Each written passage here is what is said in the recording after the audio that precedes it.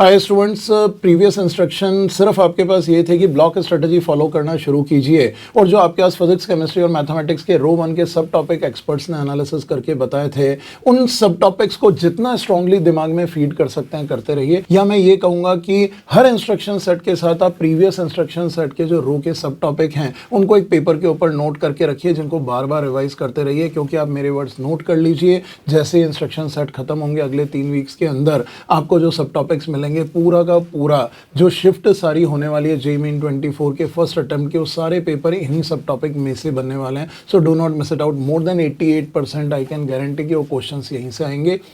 12% variation के लिए आपके पास हमारी रिवीजन चेकलिस्ट हैं, आपके पास सारे शॉर्ट नोट्स प्रिपेयर होंगे और जो इंस्ट्रक्शंस मैं यहाँ पे दे रहा हूँ, जो गाइडेंस दे रहा हूँ, इन गाइडेंस को बहुत केयरफुली फॉलो करें। सो सेकंड इंस्ट्रक्शन सेट के रो 2 के वीडियोस जो भी आएंगे आप उनको देख लीजिएगा। उससे पहले इस वीडियो में आपके लिए कुछ गाइडलाइंस हैं जिन्हें आपको फॉलो करनी है। सबसे पहली जो प्री प्रिपरेशन में भी मैं आपको बता चुका हूँ, अर्ली राइजिंग हैबिट बनाइए। मॉर्निंग में समवेयर अराउंड 5 बजे से 6 बजे के बीच में उठने की आदत डालिए, क्योंकि बहुत ज़रूरी है। आपका जब एग्जाम सेंटर अगर फर्स्ट शिफ्ट के अंदर आ गया, या जेईई एडवांस में तो फर्स्ट शिफ्ट आना ही आना है, सो जेईई मेन की अगर फर्स्ट शिफ्ट में आता है और ब्रेन को प्रॉपरली इंटैक्ट आप काम में लेना चाहते हैं, तो on the day of exam कभी भी आप ये मान के चलिए आपको अपना रूटीन नहीं बदलना है। अभी से आप मॉर्निंग 5 से 6 के बीच में उठने की आदत डालें, क्योंकि on the day of exam अगर मॉर्निंग शिफ्ट है तो 5 से 6 के बीच में उठना ही पड़ेगा। तो बॉडी की biological clock on the day of exam नहीं बदलनी चाहिए। Make it a routine. और रात को कई बार मैं बता चुका हूँ, जैसे ही नींद आने लगे इमीडिएटली सो जाइए, अपने आप मॉर्निंग में आपकी अर्ली राइजिंग हैबिट्स बन जाएंगी।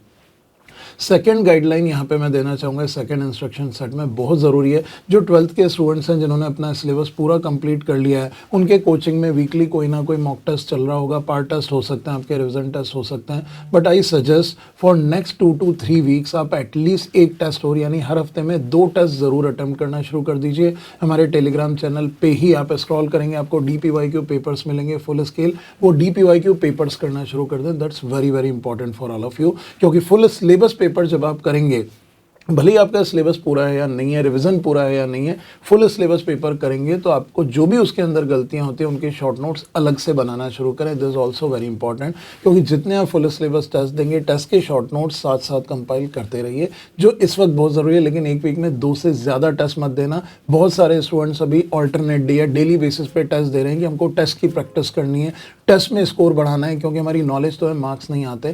बेटा नॉलेज और मार्क्स नहीं आते उसके तरीके मैं आपको अलग से समझा रहा हूँ, लेकिन टेस्ट फ्रीक्वेंसी वीक में 2 से ज़्यादा आपको नहीं करनी है। जेईई मेन के ही मॉक करने हैं, कोशिश करें फुल सिलेबस हो। फिर रिपीट कर रहा हूँ, गलतियों के शॉर्ट नोट्स बनाते रहिए। That's very very important.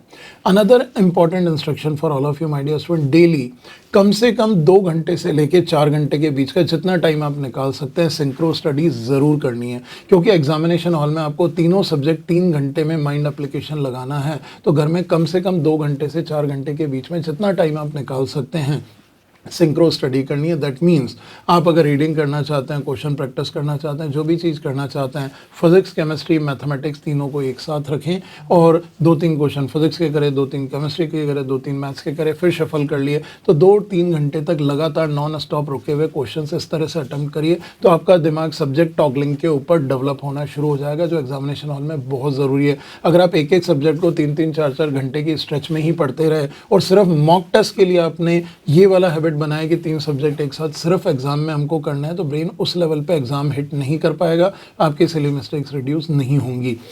So these are the 3 instructions. आप वीडियो को दोबारा देख सकते हैं। इन इंस्ट्रक्शन को अच्छी तरह से अभी से फॉलो करना शुरू कर दीजिए, क्योंकि अब instruction set frequency will increase. After 2 days I post third instruction test. उससे पहले आपके पास अभी सेकेंड रो के तीनों एक्सपर्ट की सब टॉपिक ओपिनियन आएगी, और वो ओपिनियन नहीं है, वो एक तरह का एश्योरेंस है कि उन सब टॉपिक्स पे ज़्यादा एम्फेसिस करना है और ब्लॉक स्ट्रेटजी को कम से कम 5 या 6 बार करना ही है। Do not miss it out. Wish all the best.